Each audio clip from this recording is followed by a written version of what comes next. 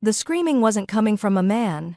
It was the sound of 1,200 pounds of pure rage and muscle slamming against reinforced steel, a rhythm so violent it rattled the bones of everyone within 50 feet.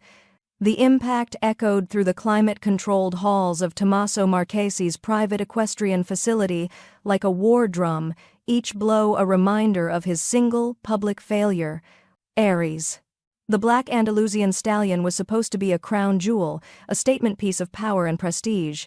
Instead, he'd become a $1 million embarrassment locked behind bulletproof glass and titanium bars. 5 professional trainers had quit. 2 had been hospitalized. The last one, a decorated equestrian champion from Austria, had left in tears, whispering something about the devil himself inhabiting that horse. Tommaso stood in the observation gallery above the arena, his tailored charcoal suit sharp enough to cut glass. At 33, he'd built an empire on precision and fear. His word was law from the Brooklyn docks to the Manhattan penthouses. He controlled politicians, owned judges, and could make entire families disappear with a single phone call. But he couldn't control one horse. The stallion reared again, hooves striking the reinforced gate with enough force to dent the metal. His coat gleamed like polished obsidian under the LED lights, muscles rippling beneath skin pulled taut with fury. Beautiful. Deadly. Untouchable. Tommaso's jaw tightened as his second-in-command, Marco, shifted uncomfortably beside him. "Boss, maybe we should just... don't." The single word dropped like a guillotine blade. Tommaso's dark eyes never left the horse. "I don't accept failure, Marco. Not in my business. Not in my stable. The new specialist is here." Tommaso's eyebrow lifted. "The one from Texas?" "Yeah." "But boss..." Marco hesitated, choosing his words carefully. "She's not what we expected." The soundproof door to the observation deck hissed open. She walked in like she owned the place. Not with arrogance that would have been easier to dismiss. She moved with the kind of quiet confidence that came from facing down things far more dangerous than armed men in expensive suits. Her leather jacket was worn soft at the elbows, her jeans faded from actual work, not fashion. Dust still clung to her brown boots, and her honey-blonde hair was pulled back in a practical braid that had seen wind and sun. Janet Boone was 25 years old and looked like she'd taken a wrong turn somewhere between a rodeo and reality. She didn't acknowledge Tommaso immediately. Her attention was fixed entirely on the stallion below, her clear blue eyes tracking every movement, every tense muscle, every frustrated breath. She watched Aries like she was reading a book written in a language only she understood. Tommaso descended the stairs to the main floor, his footsteps precise and measured. Marco followed at a respectful distance. "You're the specialist?" Tommaso's voice carried the kind of skepticism that had made grown men reconsider their life choices. Janet finally turned to look at him. Those blue eyes were unsettling, not cold, but absolutely unimpressed by the power radiating off him in waves. A slight smile touched her lips, more amusement than respect. "You're the owner?" Her Texan drawl was soft, almost lazy, but somehow managed to make it sound like a challenge. "I expected someone who knew the difference between breaking a horse and breaking its spirit." The temperature in the room dropped 10 degrees. Marco's hand instinctively moved toward his jacket. Tommaso raised one finger, barely a movement, and Marco froze. "I hired the best trainers money could buy," Tommaso said, his voice dangerously quiet. "They all failed. What makes you think you'll succeed where they didn't?" Janet's gaze drifted back to Aries, who was now pacing his enclosure like a caged predator. "Because they tried to dominate him. Force doesn't work on a creature like that." She paused, tilting her head slightly. "But you already know that, don't you? That's why you called me." She didn't wait for permission. She simply walked toward the arena entrance, her boots echoing on the polished concrete. Tommaso followed, his curiosity now sharper than his irritation. "What are you doing?" he demanded. "My job." "Hi, lovelies. Quickly tell me your country and what time it is over there. Let's connect in the comment section." She stopped at the gate to Aries' enclosure. The stallion immediately pivoted, nostrils flaring, eyes wild. He charged the barrier, stopping just short of impact, hooves striking the ground hard enough to crack the concrete. The sound was thunder. The message was clear. Death waited behind that door. Janet didn't flinch. She reached into her jacket and pulled out a small leather pouch, worn smooth from years of handling. The scent that drifted from it was subtle herbs, earth, something ancient. She didn't offer it to the horse. She didn't make any aggressive moves. Instead, she did something that made Tommaso's blood run cold with its sheer audacity. She closed her eyes. The stallion pawed the ground, muscles coiling for another assault. Janet took a slow, deliberate breath, her chest rising and falling with absolute calm. Then she began to hum. It wasn't a song, not exactly. It was something deeper, more primal, a low, rhythmic melody that seemed to vibrate through the air itself, resonating in the steel beams and concrete walls. The sound was ancient, carrying weight and memory that predated language. Ares froze mid-step. His ears, which had been pinned flat against his skull, slowly swiveled forward. The wild fury in his eyes flickered, confusion replacing rage. His breathing, harsh and rapid just moments before, began to slow. Janet continued humming, the sound steady and hypnotic. She opened her eyes, those clear, unflinching blue eyes, and extended one hand, palm up, toward the gate. The stallion's nostrils flared, testing the air. He took one step forward, then another. His massive head lowered, inch by careful inch, until his warm breath ghosted across her palm. The silence in the facility was absolute. Tommaso realized he'd stopped breathing. Ares the untamable, the destroyer of careers, the symbol of everything Tommaso couldn't control, pressed his forehead against the gate, where Janet's hand rested. A sound rumbled from deep in the horse's chest. Not aggression. Submission. Janet opened her eyes fully, and for the first time since entering, she looked directly at Tommaso. Her expression was calm, but there was something in her gaze, a knowing, a challenge, a promise of truths he wasn't ready to hear.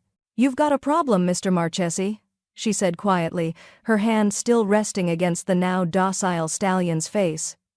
"But it's not the one you think." Tommaso found his voice, though it came out rougher than intended. "Explain." She finally stepped back from the gate, and Ares whickered softly, a sound of protest, of loss. Janet's jaw tightened as she studied the horse with professional intensity. This isn't an aggressive animal. This is a terrified one. She turned to face Tommaso fully, and the weight of her stare pinned him in place. Someone broke him, deliberately, methodically. And whoever did it knew exactly what they were doing. The words hung in the air like smoke from a gun. "You're telling me someone sabotaged my horse?" The danger in Tommaso's voice was palpable. "I'm telling you someone sabotaged you." Janet crossed her arms, her confidence unwavering. "The horse is just the weapon.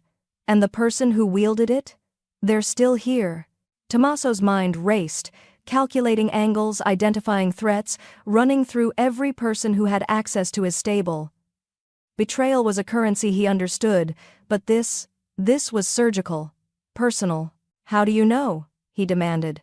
Janet pulled a small flashlight from her belt and clicked it on, directing the beam through the gate toward Ares's flanks. "See those marks? Faint, almost invisible unless you know what you're looking for. That's nerve damage from repeated, targeted electrical stimulus. Not enough to scar. Just enough to create a trigger response, fear, aggression, panic. Someone conditioned him to be uncontrollable." She clicked off the light and met his eyes again. "This wasn't random cruelty, Mr. Marchesi.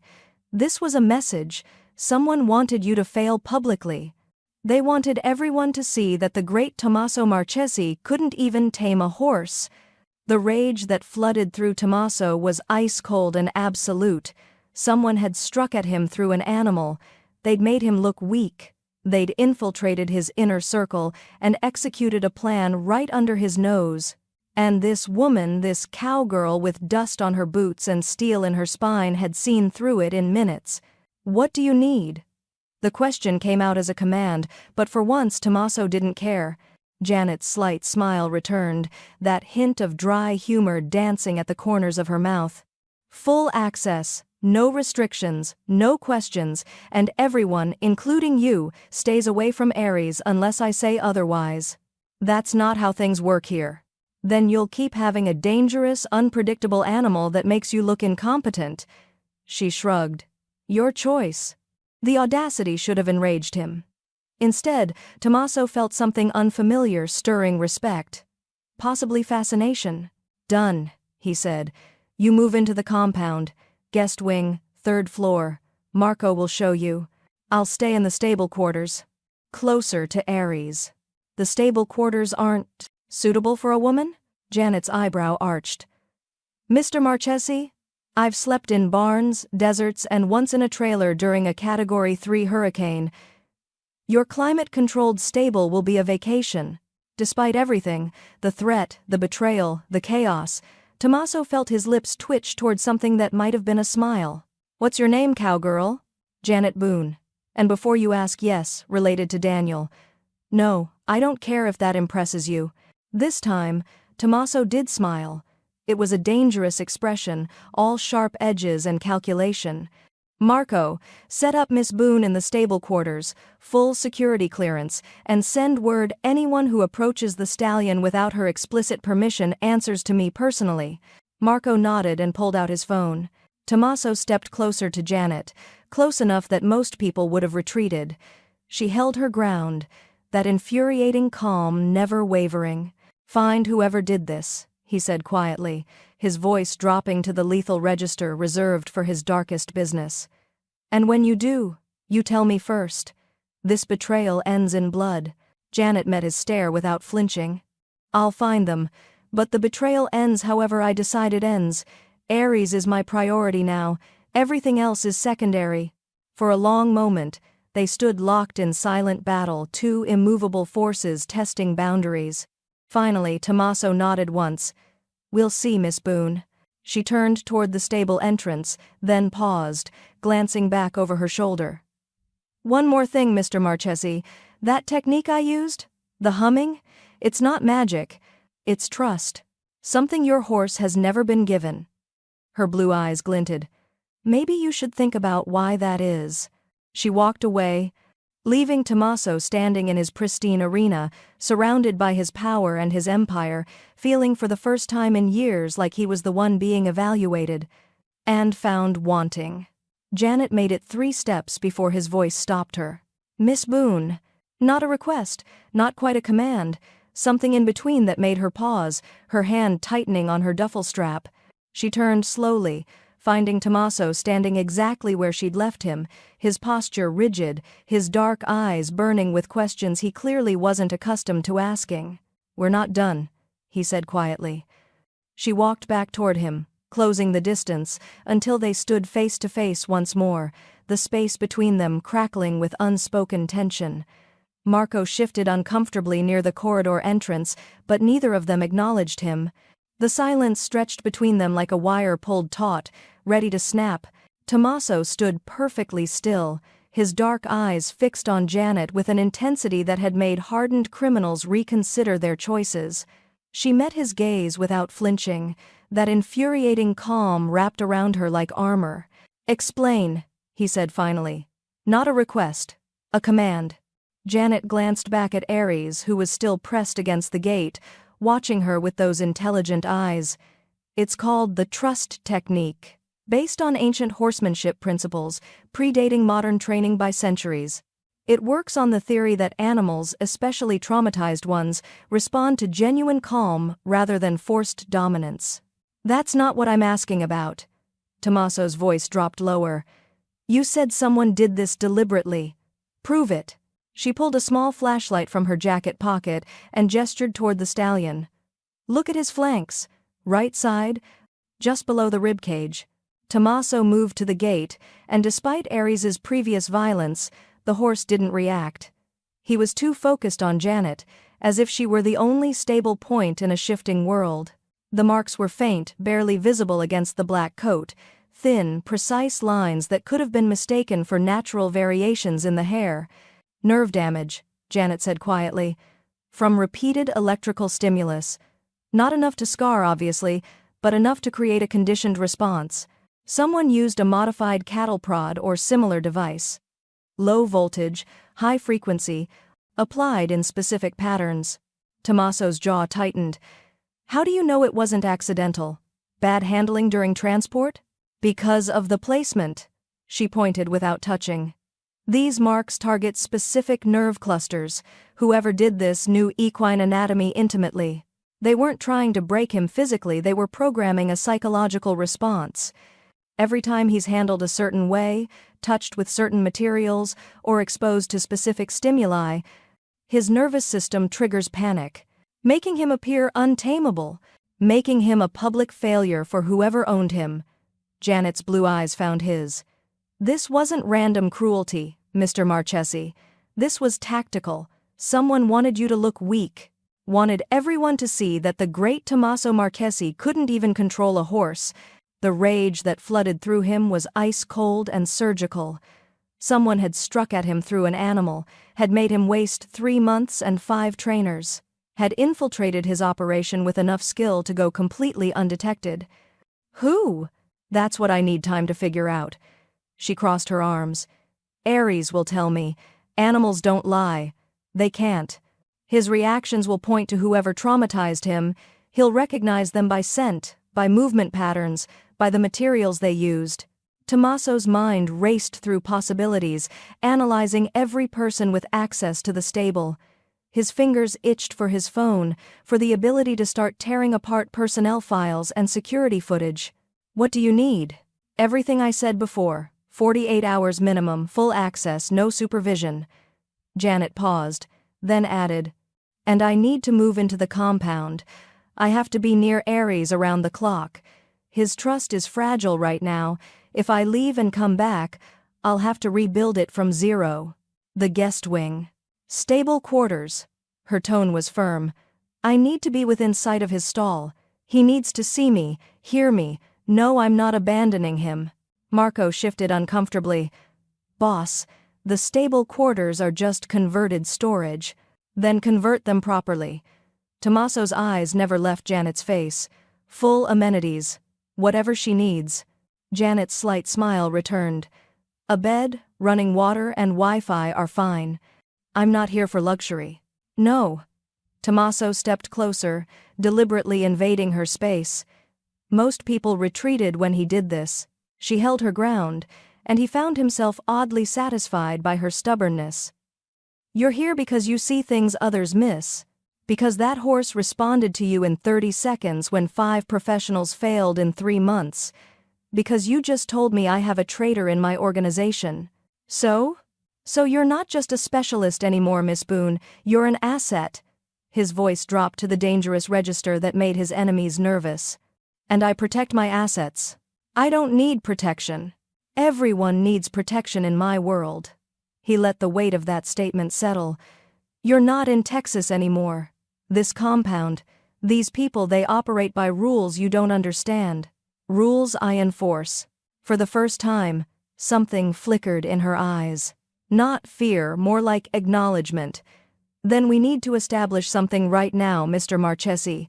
I'll follow your security protocols. I'll respect your authority in your compound. But when it comes to Ares, when it comes to my methods, my timeline, my decisions about his care, no one questions me. Not your men. Not your advisors. She paused. Not even you. The audacity should have enraged him. Instead, Tommaso felt that spark of fascination sharpen into something closer to admiration. You're asking me to give you complete autonomy in my own facility. I'm telling you those are my terms. No arrogance in her voice. Just certainty. You can accept them, or I leave and you continue failing with the next specialist you hire. Marco made a small sound of protest. Tommaso raised one hand, silencing him without looking away from Janet. The power shift was happening. He could feel it, this woman who'd walked into his world and immediately disrupted the careful hierarchy he'd built. She wasn't asking for permission. She was establishing boundaries. And the truly fascinating part? She was right. He did need her. Done, he said finally. But understand something, Miss Boone. You're asking for trust I don't give easily. If you abuse it, if you're wrong about this sabotage, if you waste my time, if you betray me in any way, the consequences will be severe. I'm not wrong." Her blue eyes were steady as stone. "And I don't betray people who keep their word." Tommaso found himself almost smiling. Almost. "Marco, show Miss Boone to the stable quarters, make sure they're properly equipped by tonight. And send word to all personnel, no one approaches stall 7 or speaks to Miss Boone without my explicit permission." "Yes, boss." Janet picked up her duffel bag, small, worn, containing everything she'd brought to his $1 million compound, and slung it over her shoulder. She started to follow Marco, then paused, glancing back. "One more thing, Mr. Marchesi. Whoever did this, they're still here. Still watching, and when Ares identifies them, you're going to have to decide something." "What?" "Whether you can handle the truth." Her smile was slight, almost sad. "Sometimes the betrayal comes from the places we least expect." She turned and walked away, her footsteps echoing in the pristine arena. Tommaso stood alone, staring at Ares. The stallion was watching Janet leave, a soft whicker of protest escaping him. His phone buzzed. A message from Silvio. "Heard about the new specialist. Want me to run a background check?" Tommaso typed back. "Already done. Focus on the facility audit I requested." He pocketed his phone and looked back at the stallion. Ares's eyes, intelligent, wounded, wary, met his through the bulletproof glass. "You know who did this to you, don't you?" Tommaso said quietly. "You're just waiting for someone to listen." The horse snorted, pawing the ground once. Tommaso turned toward the exit, his mind already cataloging every person who'd had access to Ares. The list was shorter than it should be. Only trusted personnel were allowed near his private stable, which meant the traitor was someone he'd vetted personally. Someone he trusted. The thought sent cold fury through his veins. Across the compound, Silvio stood in the shadows of the administrative building, watching the stable entrance. He'd seen the woman arrive, the battered truck, the casual confidence, the way Marchese's body language had shifted in her presence. Interesting. He pulled out his phone and made a call. It rang twice before connecting. "We have a problem," he said quietly. "The cowgirl isn't just a trainer." The voice on the other end was cautious. "Can you handle it?" Silvio watched as lights flickered on in the stable quarters. Janet Boone settling into her new accommodations, less than 50 feet from the horse that could destroy everything. His expression remained perfectly neutral, but his eyes were cold as winter ice. "I'll handle it," he said. "Just like I handle everything else." He ended the call and slipped his phone back into his pocket, his fingers brushing against the custom leather belt he always wore, expensive, distinctive, Italian-made. Completely unremarkable. Dawn broke over the compound like molten gold. But Janet had been awake for hours. She'd learned long ago that horses didn't respect human schedules. They operated on instinct, on the ancient rhythms of prey animals who slept in fragments and woke at the slightest disturbance. If she wanted Ares to trust her, she needed to exist in his world, not force him into hers. The stable quarters were surprisingly comfortable. Someone had worked through the night to install a proper bed, a small kitchenette, and update the bathroom. But Janet had barely noticed. She'd spent most of the night in a chair positioned directly in front of Ares's stall, watching him, letting him watch her, building trust through presence, through silence. Now, in the early morning light filtering through the skylights, she was in the stall with him. The armed guard who'd tried to stop her, a square-jawed man named Anthony, had lasted exactly 30 seconds against her calm insistence before radioing Marco. Marco had radioed Tommaso, and Tommaso, to his credit, had simply said, "Let her work." Ares stood perfectly still as she ran her hands along his flanks, her touch light and clinical. She wasn't petting him, she was reading him. Every flinch, every tense muscle, every nervous twitch told her something about what he'd endured. "Someone hurt you here," she murmured, her fingers finding a spot just below his shoulder blade where the nerve damage was most concentrated. Repeatedly. Always the same spot. They wanted to make sure you associated handling with pain. The stallion's ear flicked back, listening. "But you're not broken. You're angry. There's a difference. She moved to his other side, continuing her examination. Anger means you still have fight, still have spirit. That's what we're going to work with. Footsteps approached expensive shoes on concrete, measured and deliberate. You're in the stall with him. Janet didn't turn at Tommaso's voice. Good morning to you too, Mr. Marchesi. Every professional I hired refused to get this close without sedation and restraints. Then they didn't understand him. She finally glanced over her shoulder. Tommaso stood outside the stall, his suit already immaculate despite the early hour, his dark eyes fixed on her with unnerving intensity. Aries doesn't need to be controlled. He needs to be heard. Horses don't talk. They communicate constantly. You just have to pay attention. She moved to Aries's head, examining his eyes, his mouth, the way he held his neck. See how his pupils dilate slightly when someone walks past? That's hypervigilance. Trauma response.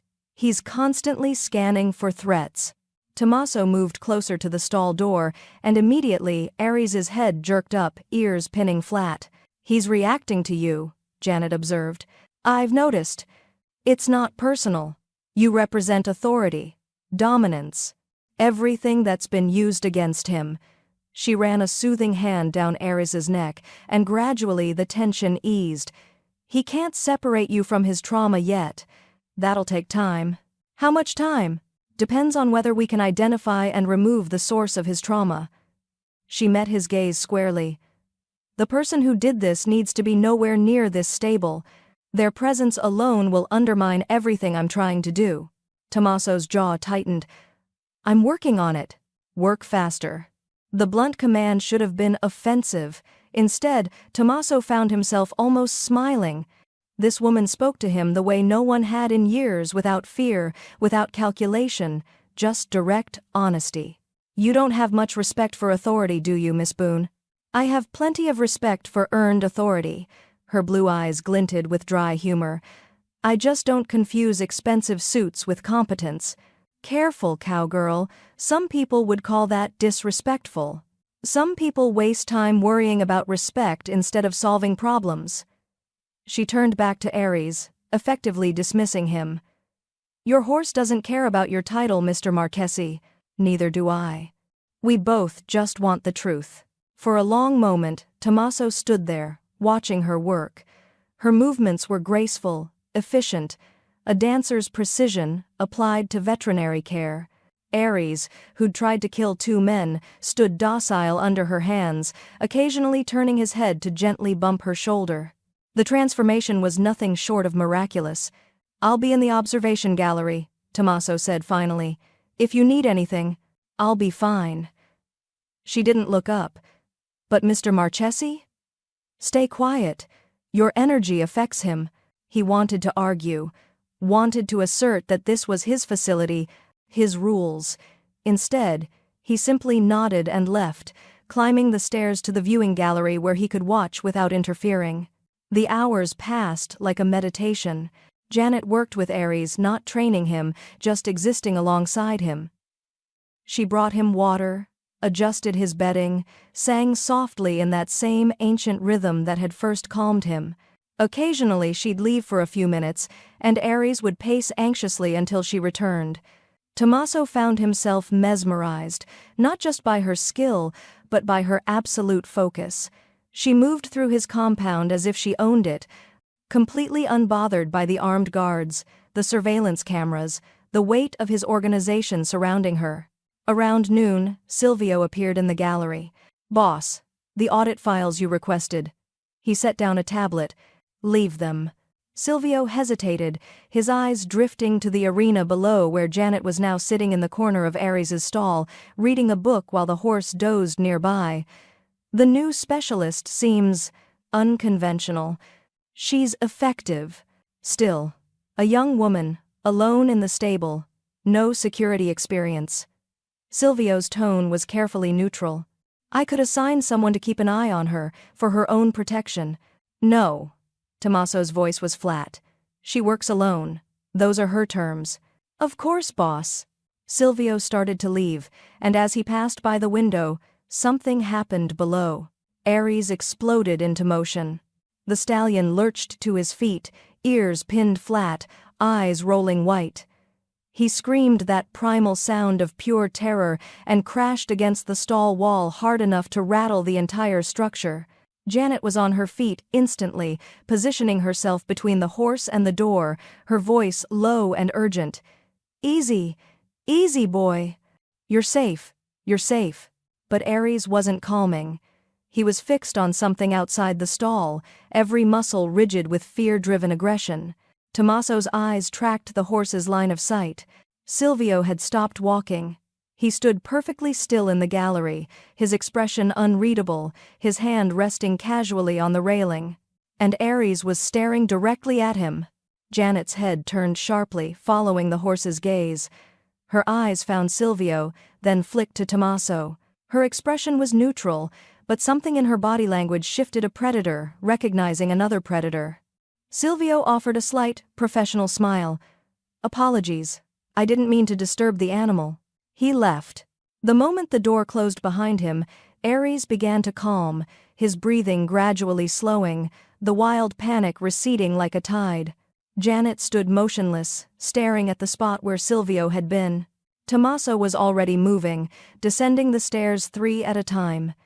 He reached the arena floor just as Janet emerged from the stall, her face set in grim lines.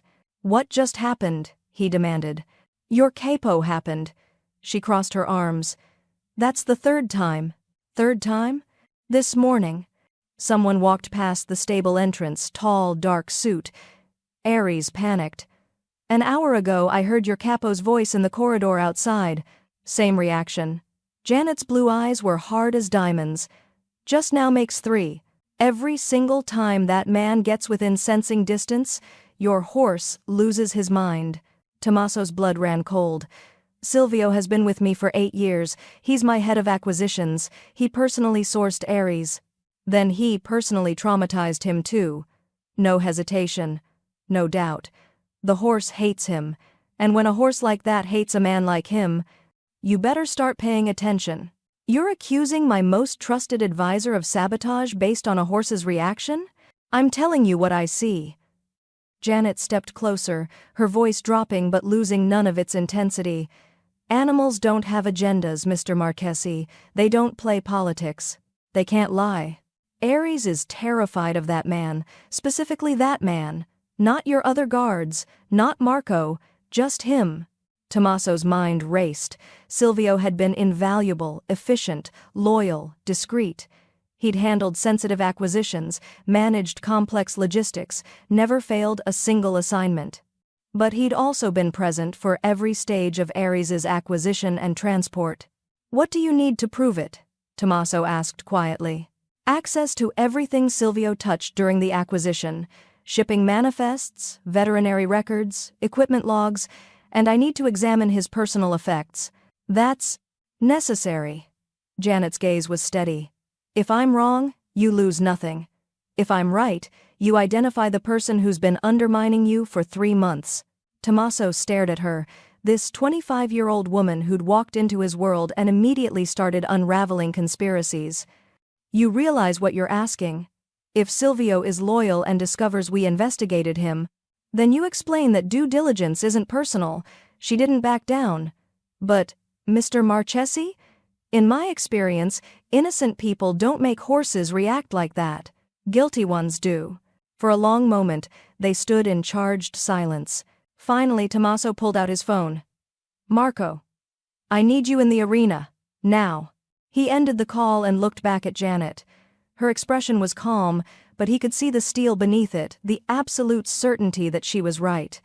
And beneath his own skepticism, in the cold, calculating part of his mind that had kept him alive in a dangerous world, Tommaso was starting to believe she might be. The question was, what would he do when she proved it? The compound felt different at 2 in the morning, quieter, darker. The armed guards still patrolled in their precise rotations, and the security cameras still swept their designated sectors, but there was a heaviness to the night air tension that had nothing to do with Janet or the horse. She'd felt it building all evening, the increased radio chatter, the way Marco's jaw had been clenched during dinner. The fact that Tommaso had disappeared into his office at 7 and hadn't emerged since. Something was happening, something that made dangerous men nervous. Janet sat in the corner of Ares's stall, her back against the wall, watching the stallion doze. He was sleeping better now, still fractured, still vigilant, but no longer pacing through the night in constant panic. Progress, measured in breaths and heartbeats. The stable door opened with a soft metallic whisper. Ares's head lifted immediately, ears swiveling forward. Janet rose fluidly, her hand moving instinctively to the lead rope coiled at her belt. Not a weapon, but the closest thing she had to one. Footsteps, measured, deliberate, familiar. Tommaso emerged from the shadows, and Janet barely recognized him. Gone was the immaculate suit, the polished shoes, the armor of expensive fabric and Italian tailoring. He wore dark jeans and a simple black Henley that clung to his frame, the sleeves pushed up to his forearms. His hair, usually perfectly styled, was disheveled like he'd been running his hands through it for hours. He looked human. Tired. Almost vulnerable. "Couldn't sleep?" Janet asked quietly. "Didn't try." He moved to the stall door but didn't enter, respecting the boundary she'd established. "Tomorrow's complicated." The security increase wasn't subtle. A ghost of a smile touched his lips. "Nothing about my business is subtle, but tomorrow requires precision, high stakes, no room for error." Janet studied him in the dim, stable light. The tension radiating off him was different from his usual controlled intensity. This was stress, raw and unfiltered. "You want to talk about it? Or are you just here to brood in proximity to the horse?" "I don't brood." "You're literally standing in a dark stable at 2 a.m., staring into the middle distance. That's textbook brooding." This time his smile was genuine, brief, but real. "May I come in?" Janet glanced at Ares, who was watching Tommaso with wary curiosity rather than outright fear. "Progress. Slowly. Let him see your hands." Tommaso entered the stall with careful movements, keeping his hands visible and relaxed. Ares tensed but didn't panic, a small miracle that wasn't lost on either of them.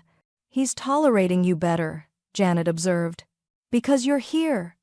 Tommaso stopped a respectful distance away, his dark eyes finding hers. "He trusts you. That extends some grace to people near you. Trust isn't transferable. He's learning to read you differently, seeing that you're not a threat." She paused. "Most of the time." "Most of the time," he echoed. An accurate assessment. They stood in comfortable silence, the kind that didn't need filling. Ares gradually relaxed, his breathing evening out, his head lowering back toward sleep.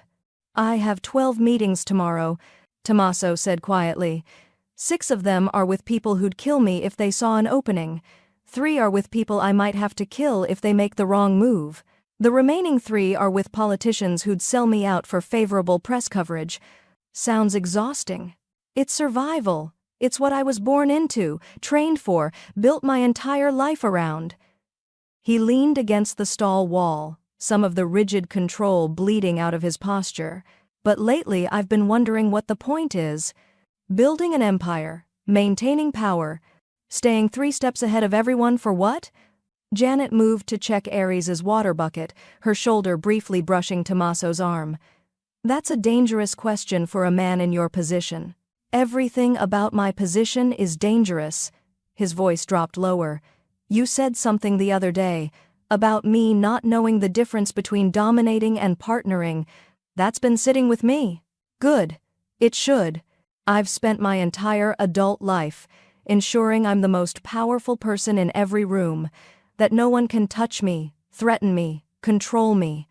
But that horse," he gestured toward Ares. "He didn't respond to power. He responded to you, to trust, to partnership. Animals are honest that way. They don't care about your reputation or your bank account. They care about whether you're safe to be around."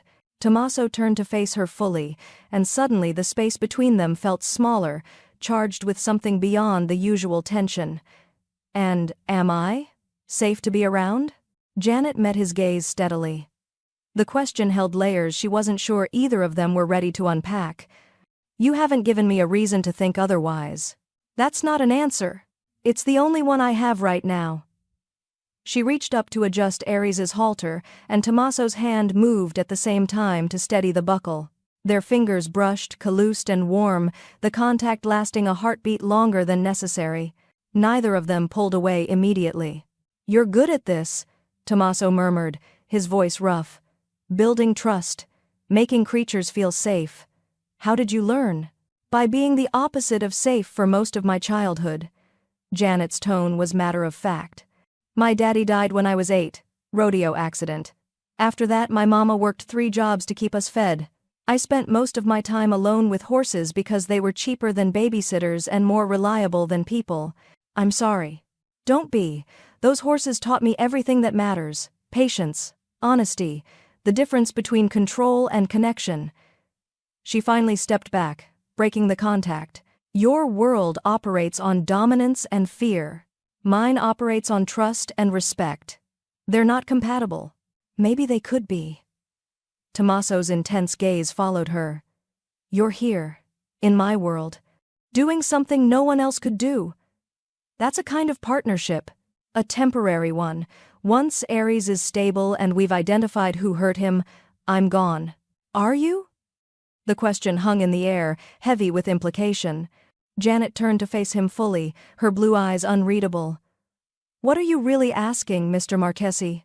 I'm asking. He stopped, choosing his words carefully. I'm asking how someone like you, with your skill and integrity, manages to command absolute loyalty from a traumatized animal in days when I can't guarantee loyalty from people I've known for years. You want the secret?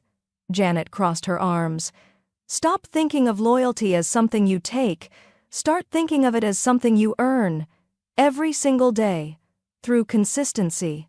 Through honesty. Through showing up when it's hard. I show up. You show up with power. With threats. With the weight of your empire behind you. Her voice was gentle but uncompromising. That's not the same as showing up as just you. Tommaso was quiet for a long moment. Processing. You're saying I hide behind my authority. I'm saying you've built such effective armor that no one can see the person underneath. Including you. She gestured toward Ares. That horse didn't submit to my technique or my skill. He submitted because I let him see I was just as scared and uncertain as he was. Vulnerability creates connection, Mr. Marchesi. Power creates distance. He moved closer, close enough that she could see the exhaustion in his eyes, the weight he carried that had nothing to do with physical strength. I can't afford vulnerability. In my world, it's a death sentence. Maybe. Or maybe you've convinced yourself of that because it's easier than risking real connection. Janet held his gaze. You asked me my secret. That's it. I let them see me. The whole mess. And I trust that's enough. And if it's not, then it's not. But at least I'm honest about who I am. Tommaso reached out slowly, giving her time to retreat. When she didn't, his hand cupped her jaw, his thumb brushing across her cheekbone with unexpected gentleness. The touch sent electricity through her nerve endings, awareness blooming sharp and dangerous. You command more loyalty with a whisper than I do with a dozen armed men, he murmured, his voice dropping to that lethal register that made her breath catch. Tell me your secret, Janet. The use of her first name, the intimacy of it, the way it sounded in his accented English, shifted something fundamental between them. Janet's heart hammered against her ribs, but her voice remained steady. I just did. His dark eyes searched hers, looking for something he couldn't name. The air between them felt thick, heavy with possibility and danger in equal measure. Then Ares shifted. Breaking the spell. Tommaso's hand dropped, the moment fracturing. He stepped back, rebuilding his walls in real time. I should let you sleep. Tomorrow will be difficult for everyone. Tommaso. His name felt strange on her tongue, but she used it anyway. Whatever you're walking into tomorrow, be careful. Something flickered in his expression. Surprise, maybe, that she cared. Careful is how I've stayed alive this long. That's not what I mean. She held his gaze. I mean, don't let your need for control blind you to what's right in front of you. Trust your instincts. The real ones, not the ones shaped by fear. He studied her for a long moment, then nodded once. Get some rest, Janet. He left the way he'd come, silent and deliberate, leaving her alone with Aries and the lingering warmth of his touch on her skin. Janet pressed her hand to her cheek, feeling the ghost of his fingers, and wondered what the hell she'd just gotten herself into. Morning arrived with deceptive calm. Janet was grooming Aries when Silvio appeared at the stable entrance, his expensive suit immaculate despite the early hour, his smile pleasant and professional. Aries' reaction was immediate and visceral, the stallion's head jerked up, ears pinning flat, muscles coiling with barely restrained panic. But this time, Janet was ready. She'd positioned herself specifically for this moment, her body language deliberately casual, her awareness razor-sharp. "Mr. Rossini," she called out, her Texan drawl friendly. "Perfect timing. I was hoping to ask you something." Silvio's smile didn't falter, but she caught the micro-expression, a flicker of calculation behind his eyes. "Of course, Miss Boone. How can I help? You handled Aries' acquisition personally, right? From Spain?" "I did. Beautiful bloodline. The breeders were very proud of him. He stayed near the entrance, maintaining distance. Smart. What kind of tack was he using over there? I'm trying to figure out what equipment might trigger his stress responses." The question was innocuous, natural, exactly the kind of thing a specialist would ask. Silvio's answer came too quickly.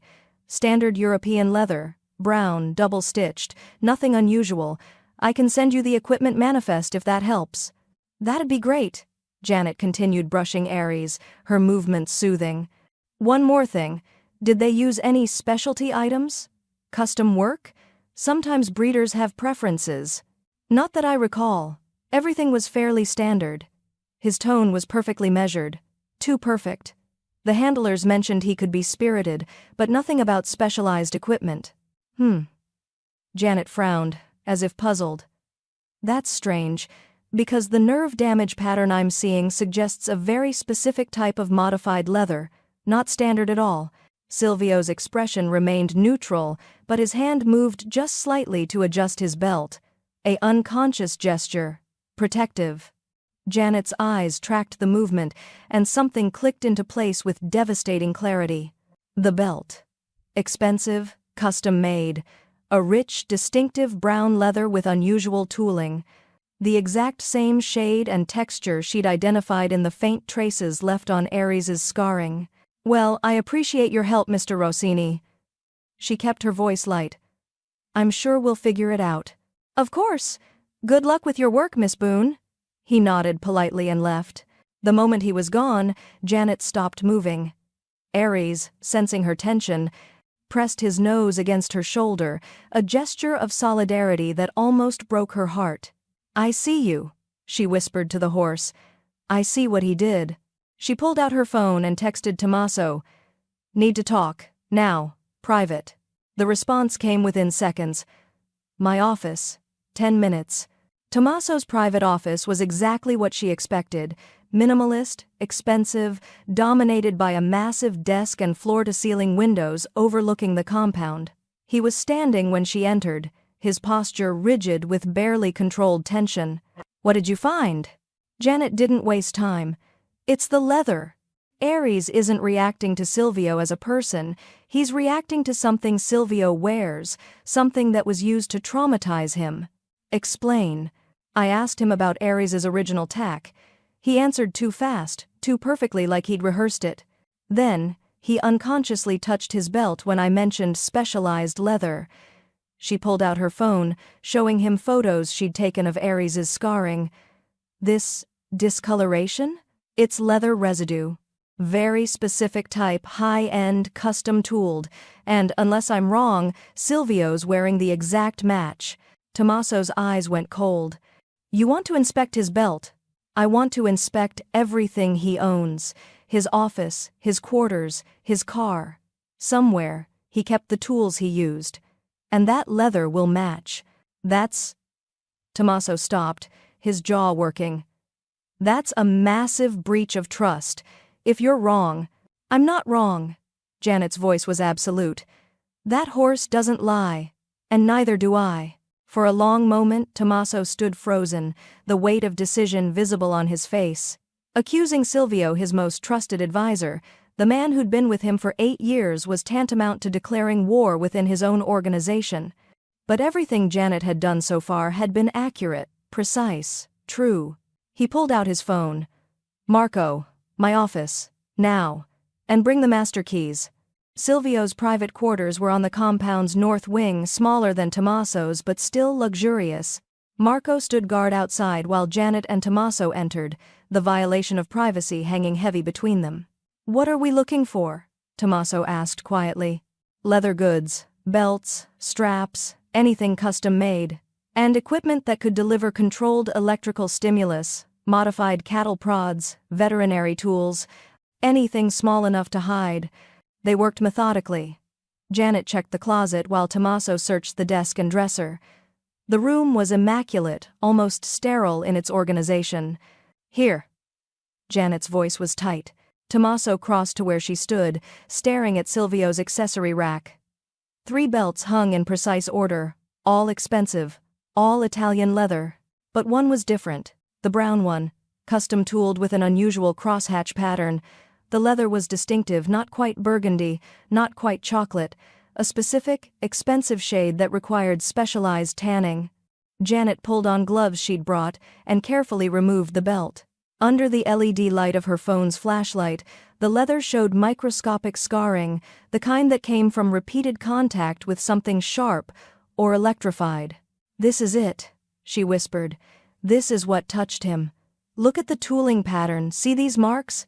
That's contact scoring. From a modified probe." Tommaso took the belt from her, his hands steady despite the rage building behind his eyes. He studied it with the clinical attention of a man reading his own death warrant. "He wore this," Tommaso said quietly, "while he tortured my horse, as a trophy. Or as a practical choice. This leather is conductive enough to complete an electrical circuit without obvious damage. Someone with veterinary knowledge would know that." Janet's voice was gentle despite the horror of what they'd uncovered. "He was careful, Tommaso. Methodical. This wasn't rage, it was calculation." Tommaso's fingers tightened on the belt until his knuckles went white. When he finally spoke, his voice was barely above a whisper and infinitely more terrifying because of it. "He did this to Ares. He did this to me." His dark eyes found hers, and in them Janet saw something that made her blood run cold. Not just anger, not just betrayal. Murder. "He made me look weak, incompetent. For 3 months, every person in my organization watched me fail with that horse, watched me bring in specialist after specialist, watched me lose control." His laugh was hollow. "And he did it. The man I trusted with my most sensitive acquisitions, the man who had access to everything. Tommaso, you saved me." He turned to her, the belt still clenched in his fist, his expression raw. "You walked into my world and saw what no one else could. You exposed the betrayal I was too blind to recognize. The horse exposed it. I just listened." "No." He stepped closer, his intensity overwhelming. "You trusted your instincts when I would have dismissed them. You pushed when I would have retreated. You saw the truth." His free hand cupped her face, the gesture possessive and grateful in equal measure.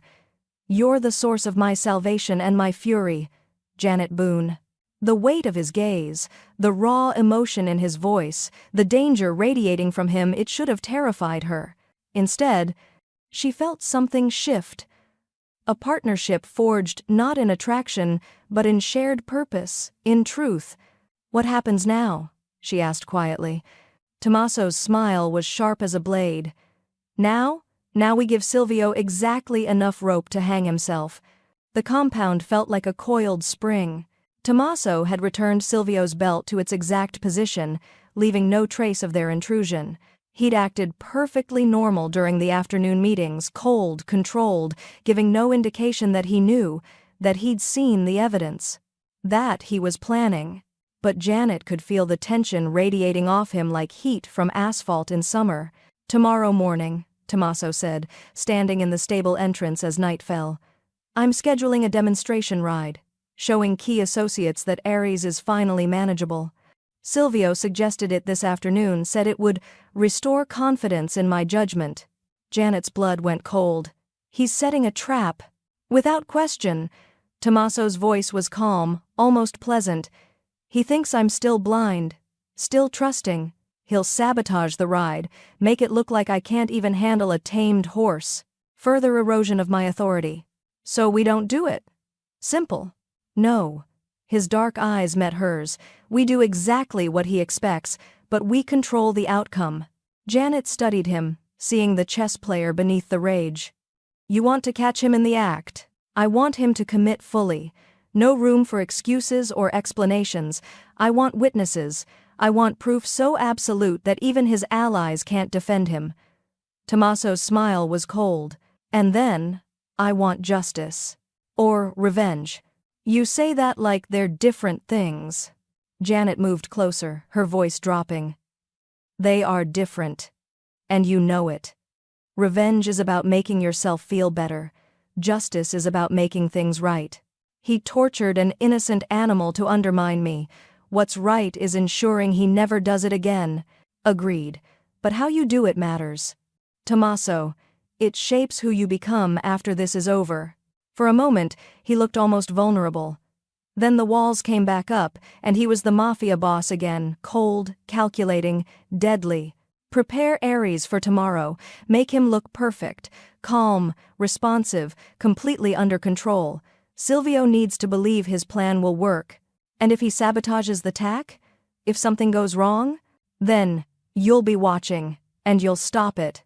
His hand found hers, squeezing briefly. I trust you, Janet, with the horse, with my life, with the truth. The admission hung between them, weighted with everything they weren't saying.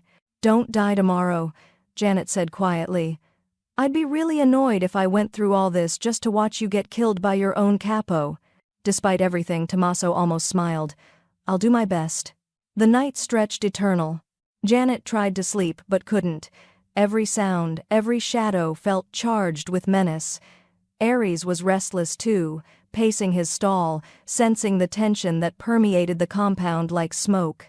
Around 2 a.m., the stable door opened. Tommaso entered, no longer in his suit but in dark tactical clothing prepared for violence, even if it came from his own organization. Couldn't stay away, Janet asked from her position in Ares's stall. Didn't see the point in pretending to sleep. He approached slowly, and Ares remarkably didn't panic. The stallion had started to recognize Tommaso as part of Janet's pack, not a threat, but not fully trusted either. They stood together in the dim light, both acutely aware that tomorrow might end in blood. I've been thinking about what you said, Tommaso murmured. About vulnerability creating connection. About letting people see the real you. And I realized something. He turned to face her fully, his expression unguarded in a way she'd never seen. You're the first person in years who's seen me as something other than a weapon or a wallet. You look at me and see. What, exactly? Janet considered the question carefully.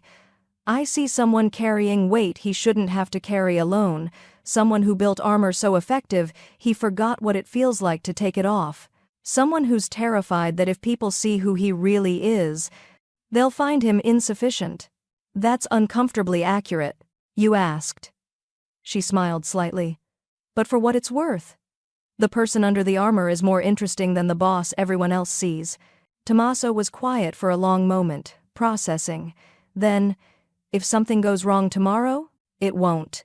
But if it does, I need you to promise me something. His intensity was overwhelming. Take Ares and leave. Marco will help you. There's an account, funds set aside. Get out, get safe, and don't look back. I'm not leaving you. Janet. No.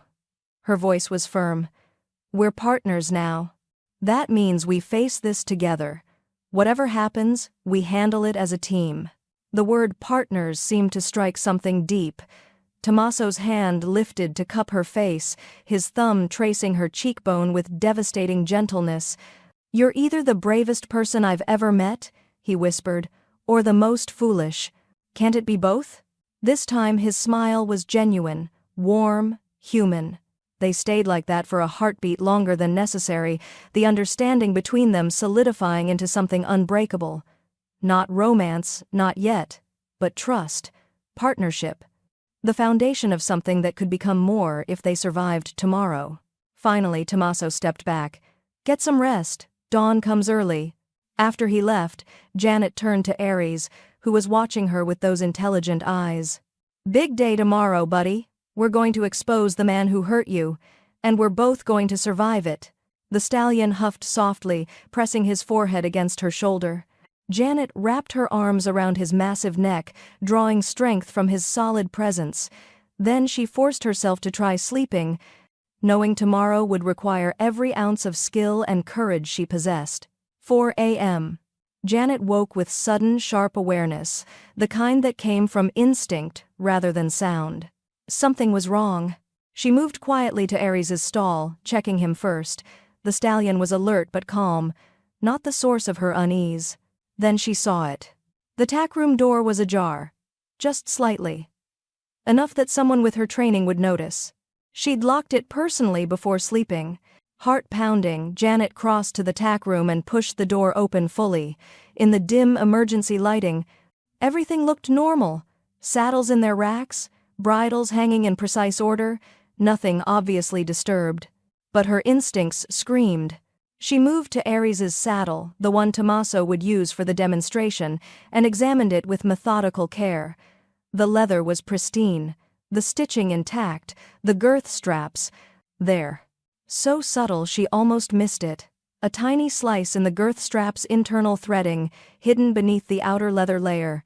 Invisible to casual inspection, but under stress, under the weight of a rider and the movement of a horse, it would snap, sending Tommaso crashing to the ground, possibly under Aries' hooves.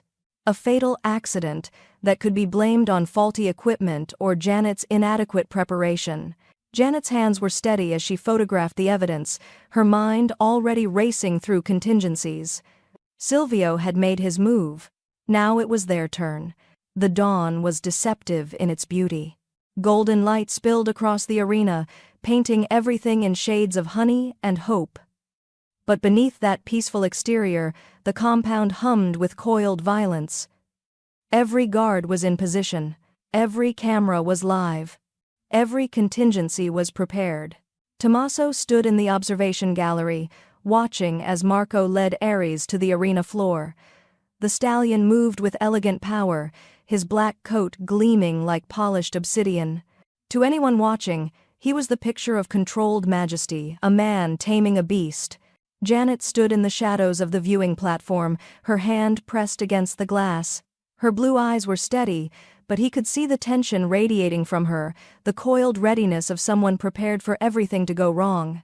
Silvio entered from the opposite side, his tailored suit immaculate, his smile perfectly pleasant. But Tommaso caught the telltale signs now. The way his fingers brushed against his belt, the expensive, custom leather that had tortured an innocent animal. The subtle nod to one of the handlers positioned near the south wall. The calculated patience of a man certain of his victory.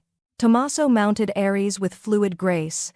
The stallion accepted his weight, ears forward, responding to the subtle cues with the precision Janet had taught. They moved into a gentle trot, then a smooth canter. The demonstration was flawless, perfect. Exactly as Silvio expected. Janet's hand pressed harder against the glass. Silvio made his move a small gesture, almost imperceptible, a flick of his wrist, a specific angle of his body, the pre-programmed trigger they'd learned together. Aries exploded. The stallion's entire body went rigid. His scream shattered the morning calm, that primal sound of terror overriding training. He bucked with violent desperation, his front hooves clawing at the air.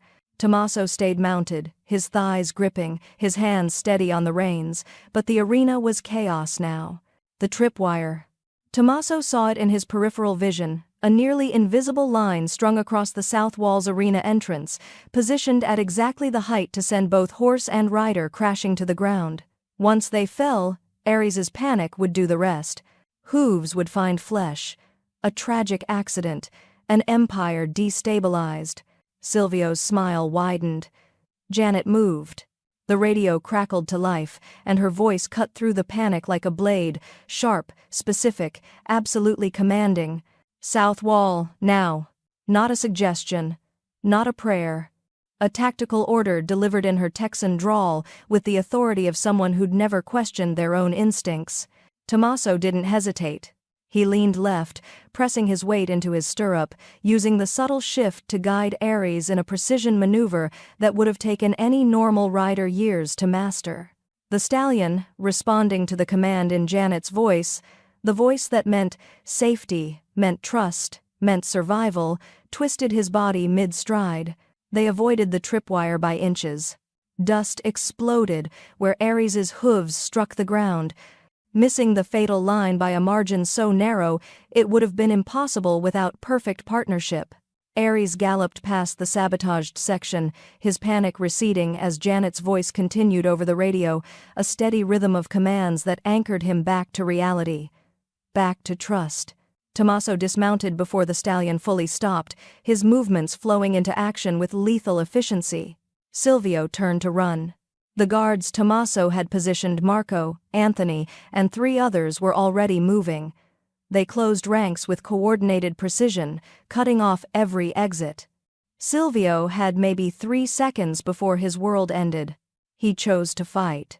The capo pulled a blade from his jacket, a small, efficient weapon designed for close work.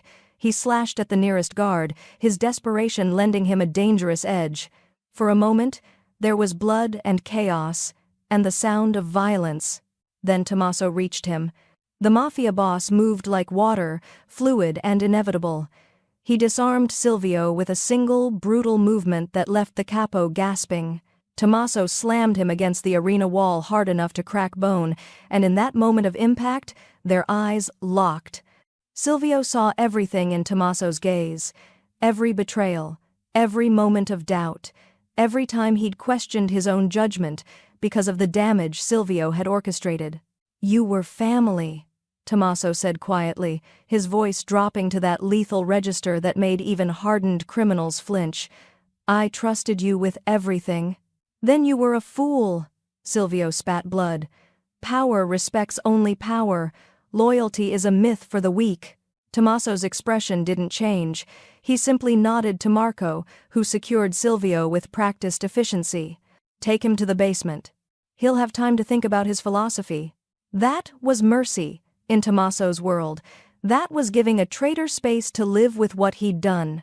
The arena was clearing now, guards securing the perimeter, securing the evidence. The tripwire was photographed, documented, rendered harmless. But Tommaso's attention was fixed on one thing: Janet. She descended from the viewing platform, moving with deliberate calm, even though he could see her hands shaking slightly. The moment she reached the arena floor, he was there, closing the distance in 3 powerful strides. His hand caught her face, pulling her toward him with possession and gratitude, and something far deeper. His dark eyes blazed into hers, and she saw everything he was feeling: the relief, the admiration, the absolute certainty that she'd saved his life. "You trusted me," he whispered, the words rough with emotion. "I always do," she replied, and then his mouth found hers. The kiss was desperate and claiming, months of tension and connection pouring into that single moment. It wasn't gentle. It was a promise and a vow and a declaration of war against anyone who'd try to separate them. His fingers tangled in her hair, pulling her closer, deepening the kiss with the hunger of a man who'd spent 3 months dancing around the edge of something he couldn't name. When he finally released her, both of them were breathing hard, their foreheads pressed together in the dust and morning light. "Never leave me," he commanded, and it sounded like a prayer from a man who didn't believe in prayer.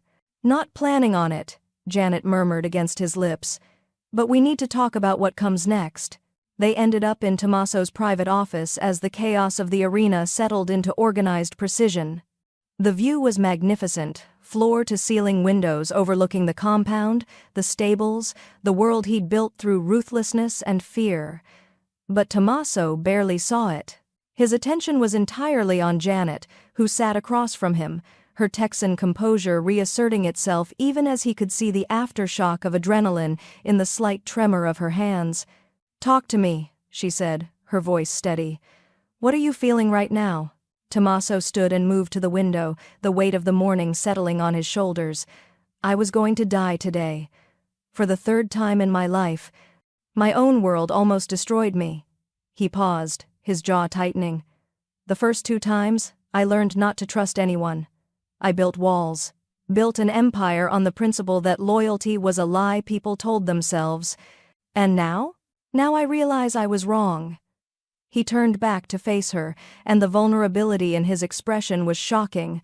A man stripped of his armor, standing before her completely exposed. "I almost died because I couldn't see the truth. Couldn't see that the man I trusted most was poisoning everything from the inside. Couldn't see it because I was too busy maintaining control." Janet rose and approached him, her movements careful and deliberate. She took his hands, anchoring him to something real. "You trusted Ares to your instincts," she said quietly. "When I told you to move south, you didn't question. You just did. That's not blind faith. That's partnership. I've never had that before." Tommaso's fingers tightened around hers. "This life, my life, it teaches you that everyone wants something. Everyone has an angle. You learn to use people before they use you. You learn that vulnerability is death." He pulled her closer, his voice dropping. "Then you walked into my world, and you showed me something different." "What?" "That strength isn't about domination. That power isn't about control." His hands moved to her face, cradling it with unexpected gentleness. "That loyalty is chosen, every single day, by someone who has every reason to run but chooses to stay." Janet's blue eyes glistened, but she held his gaze. "I'm not going anywhere, but I need something from you. Anything. Don't make it easy."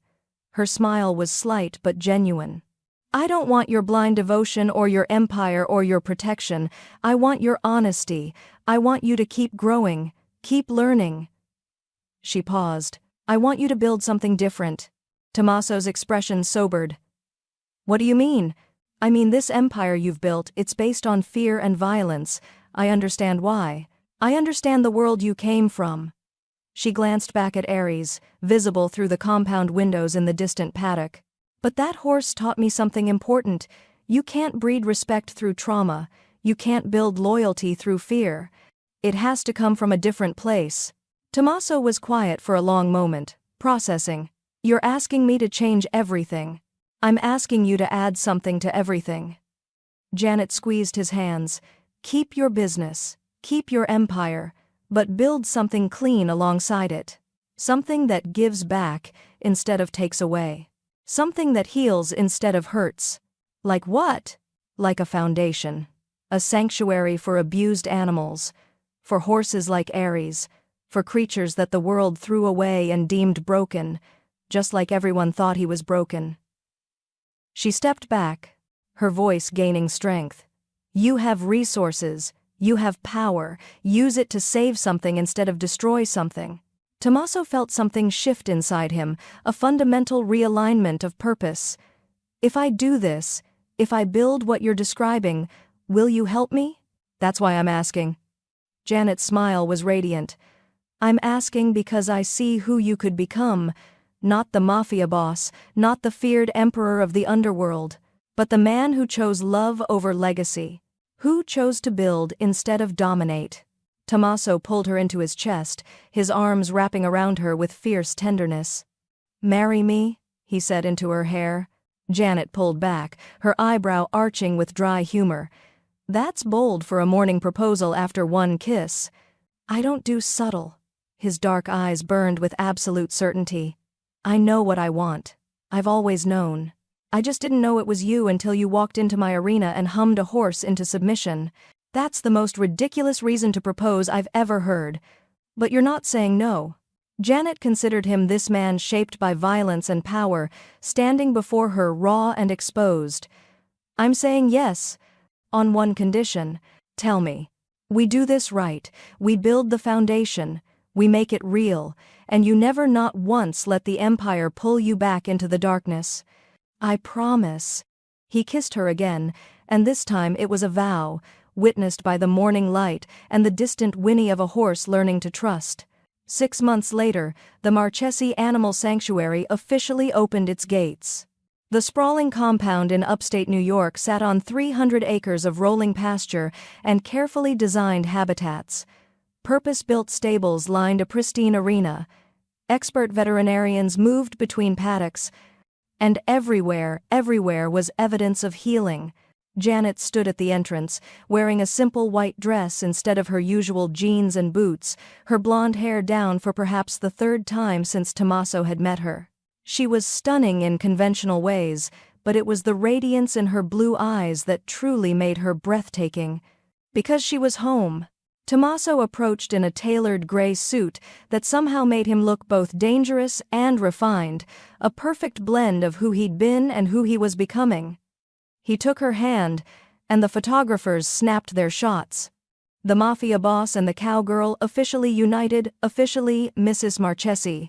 The public story was carefully constructed, a businessman and an animal specialist partnering to create a healing space for traumatized creatures. The media ate it up. The truth was far more powerful. That evening, after the ceremonies and speeches and ribbon cuttings, they made their way to the sanctuary's heart, the premium paddock where Aries ran free. The stallion had transformed. His eyes, once wild with trauma, now held peace. He moved with the confidence of an animal who'd learned that not all hands came with pain. Janet had spent months rehabilitating him, and now he served as the sanctuary's symbol, a creature broken and remade, stronger because of his survival. Tommaso and Janet stood at the fence, watching him graze in the fading light. "He's happy," Janet observed, her voice full of quiet pride. "So am I." Tommaso's hand found hers, and he pulled something from his pocket, not the Rolex watch he'd worn for years, but a simple leather bracelet, beautifully tooled. Janet's work. She'd made it during the planning process, weaving her skill and love into the material. "What's this?" she asked as he fastened it to his wrist. "My new investment, my new priority." He turned to face her, his dark eyes still intense but softened by genuine joy. "I traded every expensive watch in my collection for these. This one, and all the ones I'm going to earn helping you build this." Janet laughed, a sound of pure, unguarded delight. "That's the most romantic and ridiculous thing you've ever said. I mean it." He pulled her close, their silhouettes merging against the sunset. "I hired a cowgirl to tame a stallion. I got so much more than I bargained for." "That's because you were never the problem that needed solving?" she replied, her Texan drawl warm. "But I'll tell you the secret anyway, since you asked so nicely. It's not magic. It's just knowing when to be silent and when to be dangerous." "And which are you right now?" "Both." She kissed him softly. "Always both." They stood together as the light faded, watching Aries graze. Behind them, the sanctuary's lights began to glow, a beacon of healing in a world that too often forgot about damaged things. The empire still existed. Tommaso's business interests remained extensive, but it was different now. Compartmentalized. Secondary. The sanctuary was his primary obsession now. 42 rescued horses in the first year, dogs, cats, even a sanctuary-bred wolf pack. Every animal a story of trauma transformed into triumph. And at the center of it all, Janet, not reformed, not domesticated, but evolved. She'd become Mrs.